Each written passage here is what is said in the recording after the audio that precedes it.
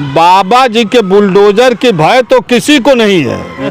कौन ऐसा मंत्री रहता है जो वाराणसी में नहीं रहता है? आए दिन वाराणसी में नेताओं मंत्रियों का आवागमन रहता है। अरे जी का बुलडोजर वहीं चलता है जहां उनकी देश की भावनाएं हैं। उसको तो शुद्ध रूप से बीजेपी का कार्यकर्ता भी बताया जा रहा है। जब 25-30 करोड़ 40 करोड़ का तो उसका केवल मकान है। 200 रिक्शा चलवाता था। उसकी जो 50 करोड़ की संपत्ति है, उस संपत्ति का लालच किसको है? इस बात को तो पुलिस जांच करे। इस तरह से घटनाएं इस सरकार में बढ़ी है। जौनपुर अनुराग यादव हत्याकांड की आग अभी बुझी ही नहीं थी कि वाराणसी में और 5 हत्याएं हो गई। और उस वाराणसी में जहां के सांसद हैं हमारे देश के प्रधानमंत्री नरेंद्र मोदी जी, अब सवाल ये उठ रहा है कि जब मोदी जी के संसदीय क्षेत्र में 5-5 हत्याएं हो जा रही हैं, वो भी बीच शहर में, तो और जगहें कैसे सुरक्षित रह सकती हैं? कई सारे सवाल हैं। उत्तर प्रदेश के मुख्यमंत्री भी जाते रहते हैं वाराणसी और मोदी जी भी आते रहते हैं वाराणसी। यह प्रक्रिया तो पुलिस को जांच में दी जाती है, लेकिन इसके दौरान आप लोग ऐसे मामले में उठा रहे हैं ताकि कुछ न कुछ पुलिस को इसकी मदद मिले। आप इस हत्या को किस प्रकार से देख रहे हैं? देखिए, ये हत्या जो हुई है, ये सर्वप्रथम तो हमारे भोले बाबा की नगरी है। हमारे भोलेनाथ की नगरी में ऐसा शहर में इतना बड़ा अपराध नहीं हुआ था कि एक साथ 5-5 एक पूरा परिवार ही साफ हो गया। और इसके पूर्व भी 5 हत्याएं हुई थी, जैसा कि उसके पिता की, उनके साथ एक बार और घटना हुई तो उसमें एक सेल्समैन मारा गया था, एक दारू पीने वाला मरा था, और उसमें उसके भाई और उसके भाई की औरत भी मरी थी। तो ऐसी घटना में 5 हत्याएं पहले और 5 एक साथ 10 हत्या हो गई। तो 5 तो पूर्व में हुई थी, लेकिन ये जो वो भी 5 हत्याएं हमारे माननीय मोदी जी के कार्यकाल की बात है, बहुत पहले की बात नहीं है। ये सब उन्हीं के कार्यकाल की बात है। अगर इस पर निश्चित तत्परता बरती गई होती तो हो सकता है कि और हत्याएं रुकी होती। तो बाबा जी के बुलडोजर की वो हनक कहाँ गई जो अपराधी कहीं ना कहीं बेखौफ नजर आ रहे हैं? और ऐसे जगह जहां पर प्रधानमंत्री नरेंद्र मोदी जी का सांसदीय क्षेत्र है, वहां पर 5-5 हत्याएं करके चले जा रहे हैं। बाबा जी के बुलडोजर के भय तो किसी को नहीं है, न अपराधियों पर है और न किसी घटनाक्रम करने वालों पर है। तो कहाँ चलता है? बाबा जी का बुलडोजर वहीं चलता है जहां उनकी देश की भावनाएं हैं। जहां बीजेपी विरोधी है, राजनीतिक विरोध है, बुलडोजर केवल वहीं चल रहा है। अपराधियों पर बुलडोजर तो चलते मैंने देखा नहीं। अब कोई अपराधी अब बिल्कुल एकदम संन्यास लेकर के और अपने घर पे पड़ा हो और उसके घर उनका जाकर के बुलडोजर चल रहा है, और जो अपराध कर रहा है वो बेखौफ घूम रहा है। तो इस चीज़ों को नहीं देखना चाहिए हमारे बाबा जी को। बाबा जी के बुलडोजर की एक रत्ती हनक जो अपराधी हैं वहाँ नहीं है। क्योंकि अब देख लीजिए कि लोग कहे कि वो आत्महत्या किया है। आत्महत्या करने वाला आदमी एक गोली अपने चला लेगा, गर्दन में चला ले, सीने में चला ले या खोपड़ी पर चला ले, मरने के लिए वो चला सकता है। लेकिन उसको 2 गोली या 3 गोली बताया जा रहा है कि लगी है, तो दूसरी गोली जो साक्षात्कार कर रहे हैं कि वो आत्महत्या किया, इसका मतलब दूसरी गोली वही जा कर के मारे हैं। एक व्यक्ति एक गोली से अधिक अपने बदन में नहीं चला पाएगा, इसलिए कि मरने के लिए चलाएगा तो 3 ही स्थान उसका चुनता है, खोपड़ी चुने, गर्दन घाटी के पास चुने या सीना चुने, बाकी कहीं नहीं वो मारता है। तो ये 3 गोली मारता है, तो एक गोली वो मारा तो इसके बाद बेहोश होकर गिर जाएगा कि दूसरी गोली कैसे मारेगा? कौन वहाँ का बेवकूफ़ जांच करने वाला है? कौन कैसे बेवकूफ़ हैं जो इस बात को उठा रहे हैं कि जो है वो आत्महत्या किया है? वहाँ के तो बुज़दिल हैं जो हैं। उसने अब रह गई बात कि वहाँ की पूर्व की हत्याएं, और वो हत्यारा था, लोग कह रहे हैं हत्यारा रहा कि नहीं रहा। जब लोग कह रहे हैं तो न्यायपालिका के पास गया तो न्यायपालिका ने उसको जमानत कैसे दे दी? अच्छा, अपने पिता के मर्डर में जमानत कैसे दे दी? अपने भाई और भाई की औरत डबल मर्डर में कैसे जमानत दे दी? 1 साल भी नहीं लगा। उसको तो शुद्ध रूप से बीजेपी का कार्यकर्ता भी बताया जा रहा है। कैसी बात हम करें, कैसे बीजेपी की बात करें और किसकी बात करें? हमारे जोगी जी का बुलडोजर चल रहा है, कल क्यों नहीं बुलडोजर क्या रखा है? वो वाराणसी में महीने में 2 बार माननीय प्रधानमंत्री महोदय का परमाणु लगता है, 2-2 3-3 बार माननीय जोगी जी का लगता है, 2 बार 1 बार 2 बार अमित शाह जी आते हैं, राजनाथ सिंह आते हैं। कौन ऐसा मंत्री रहता है जो वाराणसी में नहीं रहता है? आए दिन वाराणसी में नेताओं मंत्रियों का आवागमन रहता है। इसके बाद वाराणसी के शहर में इतनी बड़ी घटना हो जाए, इस सरकार को इस्तीफा दे देना चाहिए, सरकार को चलना नहीं चाहिए। सरकार से तो आम जनमानस मिल करके इस्तीफा मांगे कि इस्तीफा दीजिए, हम लोग ने गलत चुन लिया है। कैसी बात आप कर रहे हैं? जिस तरह से ये हत्याएं 5-5 एक साथ हुए, अब इसके बाद कह रहे हैं लोग कि जो है 15 किलोमीटर चला गया और जा करके वहाँ आत्महत्या कर लिया। अरे कम से कम कॉमन सेंस सबका खो गया है। सोचना चाहिए कि वो कैसे आत्महत्या कर।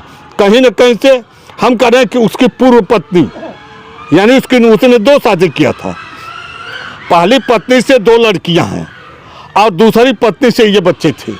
तो पहली पत्नी जो इनसे जिस तरह दूरा हुआ, तलाक हुआ नहीं हुआ, लेकिन वो चली गई कलकत्ता। अब वो पत्नी तो यहाँ कहीं ना कहीं से निश्चित रूप से उसके पूरे पैसे की वो करोड़ों की संपत्ति उसके पास नहीं है, 20-30 का 50 करोड़ की संपत्ति है। चाहे 25-30 करोड़ 40 करोड़ का तो उसका केवल मकान है। 200 रिक्शा चलवाता था। तो इस तरह की उसकी हैसियत है। तो वहाँ संपत्ति के लिए ही उसकी पूर्ण रूप से हत्या है और कहीं न कहीं से उसका पारिवारिक रिलेशन से जुड़ा हुआ मामला है। पहले तो ये कहा गया कि राजेंद्र गुप्ता खुद अपने परिवार को मार दिया और फिर इसके बाद 15 किलोमीटर शहर से दूर जाकर जो गांव में एक मकान बनवा रहा था वहां पर जाके वो सुसाइड कर लिया। लेकिन अब जो है उसमें एंगल कुछ और दिखाया जा रहा है। उसमें जांच होने पर यह समझ में आ रहा है कि वहां पर किसी और ने हत्या की। तो आखिरकार बीच शहर में एकदम घनी आबादी, बीच शहर और पूरा जो है देश का पुराना शहर वाराणसी, और उस बीचों बीच शूटर पहुंचे कैसे? आप भी वही क्वेश्चन कर दिए कि लोग कह रहे हैं कि उसने गोली मार के आत्महत्या कर लिया। लोग कहेंगे तो आप मान जाएंगे, तब लोग कहें न्यायालय मान जाओ, तब न्यायालय मान जाए। लोग कह रहे हैं तो न्यायालय उससे दे दे। ये लोग इसी तरह कहे होंगे, लेकिन वहाँ लोग के कहने की बात छोड़िए कि लोग क्या कह रहे हैं। वहाँ 5 की हत्या हुई। मैं तो अभी क्वेश्चन किया हूँ कि एक आदमी एक ही गोली मार सकता है, तो लोग कम वहाँ के अंधे हैं, उन लोगों ने नहीं देखा कि उसको कई गोली लगी है। और जो मारेगा कुछ ना कुछ नसीहत छोड़ जाता है, कुछ ना कुछ पुलिस की जांच के घेरे में आना ही होता है। क्यों नहीं आया? उसके मोबाइल को कल निकाला जाए, को कहाँ वार्तालाप किया है। 4 की हत्या यानी तो 2 लड़के, 1 लड़की, 1 औरत को अकेले उसको घर में घुस करके और हत्या करना ये संभव नहीं है। और जब गोलियां चली तो अगल बगल घना शहर है, तो अगल बगल के लोग क्या जाने नहीं होंगे? अब उसमें ये अगल बगल के लोग तो दूसरे दिन कहावत है ना कि सड़क पर एक लाश पड़ी रहती है तो लोग वीडियो बना करके दिखाते हैं और फोन करते थे पुलिस आवे, उस लाश को पुलिस उठा। उसी तरह से शहर के ऐसे होते हैं कि किसी के घर किसी प्रकार की घटना हो, अपना बना देहात में तो लोग 4 लोग दौड़ करके पहुंच जाएंगे, लेकिन शहर के आदमी अपना दरवाजा कब खोलेंगे? सोचेंगे कि कोई और आ गया है कि नहीं, वो झांकेंगे अपने खिड़की से, तो कोई जाएगा नहीं। इसलिए कि जाऊंगा तो पहले हम कहीं तो कहीं हम भी जांच के घेरे में ना जाए, हमसे भी ना पूछा जाए। शहर के इतने गंदे आदमी होते हैं, शहर के आदमियों का भरोसा अगर जो कर रहा है वो बहुत बड़ा बेवकूफ़ होता है। इसलिए कि शहर में केवल वो अपना सोचते हैं, दूसरे के संबंध में सोचते नहीं। ये प्रथा देहातों में है कि हमारे बगल में हमारा कोई शुभचिंतक है, हमारे घर एक आवाज़ सुनेगा तो हमारे दरवाजे पर, हमारे गेट पर जाकर के जरूर पूछेगा क्या बात है, शोर हो रहा है। लेकिन ये देहात में नहीं है। देहात में तो झांकते हैं लोग कि कोई आ गया तब जाएंगे, नहीं तो वरना जाएंगे भी नहीं। यहाँ ये सब बात छोड़िए जांच घेरे की। हम जोगी जी के बुलडोजर को कराऊं, मोदी की डबल इंजन सरकार को कराऊं कि कहाँ इनकी ताकत है जो भोले बाबा के नगरी में ये लोग दोनों लोग बास कर रहे हैं। एक से एक नेता मंत्री वहां आकर के टिक रहे हैं और उस नगर में आकर के इतनी बड़ी घटना हुई। पूरा मोदी जी को, जोगी जी को तब तक खेमा वहीं गाड़ देना चाहिए। सारे पुलिस प्रशासन पर अंकुश लगाना चाहिए कि 24 घंटे में सारे रिलेशन से लेकर सारे कहीं न कहीं से उसके प्रॉपर्टी की हकदार बनने के लिए किसी ने ऐसा कदम उठाया होगा। तो अगर ऐसा घटना हुई है तो निश्चित रूप से कहीं ना कहीं से जुड़े हुए उसके परिवार से संबंधित लोग से कहीं न कहीं से उसमें हैं। और ये मेरा अनुभव मैं और ये मेरी रीडिंग जो है कि कहीं न कहीं से जुड़े लोग हैं। उसकी जो 50 करोड़ की संपत्ति है, उस संपत्ति का लालच किसको है, इस बात को तो पुलिस जांच करे। हो सकता है कि आने वाले दिन में इसका भी खुलासा कर दूं, कुछ ना कुछ जांचे में पाई जाएगी तथ्य। इसलिए कहीं कहीं से संबंधित उसमें जुड़े हैं, ये नहीं हो सकता। कहीं कहीं से उससे संबंधित जुड़े हैं। अब वो संबंधित किसके माध्यम से जुड़े, अगर अपराधी भी आए हैं तो कहीं कहीं से उसके पारिवारिक संबंध से जुड़े हैं। गारंटी के साथ मैं दावा देकर कर रहा हूं कि कहीं कहीं से संबंधित जुड़े हैं। हम कह रहे न्यायपालिका जानती थी, लोग कह रहे हैं कि वो पहले से अपने पिता की हत्या किया, अपने भाई की हत्या किया, अपने भाई की औरत की हत्या किया, या उसमें सेल्समैन और मारे गए। तो मैं कह रहा हूं कि वो किया होगा, किया है नहीं कह सकता मैं, किया होगा तो किया होगा। अगर जो संदेह था तो माननीय न्यायालय से कैसे, इसका मतलब न्यायपालिका भी बिक रही है, न्यायपालिका भी सीधे रूप से बिक करके कार्य कर रही है। ये कम से कम सोचना चाहिए कि इन लोगों के शासन काल में ऐसा बड़ी बड़ी घटनाएं हो रही हैं, और इसके बावजूद भी सरकार पगड़ी बांध करके डबल इंजन सरकार बुलडोजर दिखा रही है। क्या दिखा रही, क्या हनक है, कोई हनक रह गई है, किसी अपराधी को खौफ है? ये तो बुलडोजर केवल उनके लिए है जो राजनीतिक मुद्दे में इनके विरोध में है। उनके घर जितना बुलडोजर चलना हो चल जाए, उनका घर पस्त कर दिया जाए, उनके घर गिरा दिया जाए, उनकी जमीन कर खाली करा दी जाए, जो भी है ये उन्हीं को है कि उनके शूटर का वो हुआ, उनके शूटर का हुआ, उनके शूटर का हुआ।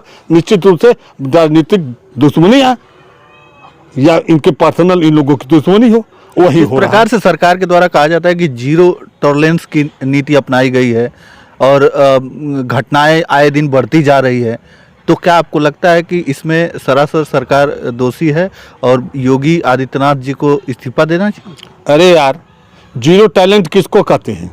जीरो टैलेंट का मतलब कि किसी प्रकार की घटना घटित न हो। जीरो टैलेंट का मतलब नहीं, आए दिन घटना हो रही है, अभी उनका जीरो टैलेंट चल ही रहा है। उन लोगों को तो कह तो दो हाँ कि ज़्यादा तो नहीं कर रहा हूँ कि पूरा इस समय जिस तरह से घटनाएं इस सरकार में बढ़ी है निश्चित रूप से बढ़ती जा रही है। घटने का नाम थमने का नाम नहीं ले रही है, थमने का नाम घटनाएं नहीं ले रही हैं। कैसे मैं मान लूँ कि जोगी जी की सरकार में बुलडोजर की हनक है या इनके डबल इंजन सरकार की हनक है? इन लोगों को तो त्यागपत्र नहीं, एकदम भेज देना चाहिए, ताकि कम से कम अब हम करें कि अब यह भी है कि किसी न किसी की सरकार आएगी, इसका चयन भी करना हमें आप सारे लोगों का है कि कौन ऐसे अपराधों को रोक सकता है। आप लोग सुने होंगे कि राजा विश्वनाथ प्रताप सिंह जो प्रधानमंत्री भी थे, मुख्यमंत्री भी थे, 10वीं उन्मूलन जो कराए थे तो उनका परिवार सारा साफ कर दिया गया था। ऐसा मुख्यमंत्री था, उसके ऊपर भी उंगलियां बहुत उठी, तमाम उनके ऊपर कौन सोटा लोटा लेकर के क्या क्या किए लोग हैं। तो इस तरह से, लेकिन मैं गारंटी जानता हूं कि इस समय मेरा देश सुरक्षित नहीं है। ये राजनेता न सुरक्षित रहने दे रहे हैं, न सुरक्षित हैं, न भविष्य का बहुत ही अंधकार में जा रहा है। चलिए हम एक बार फिर से जो पूर्व दरोगा हैं, पूर्व सब इंस्पेक्टर थे हमारे साथ जो ओम प्रकाश सिंह जी, इनसे हम जानने का प्रयास कर रहे थे, चर्चाएं कर रहे थे उस मुद्दे पर जो वाराणसी में वो घटना घटी। अभी जौनपुर की वो हृदय विदारक घटना की आग अभी ठंडी हुई नहीं थी कि वाराणसी में 5-5 लोगों की निर्मम हत्याएं हो जाती है।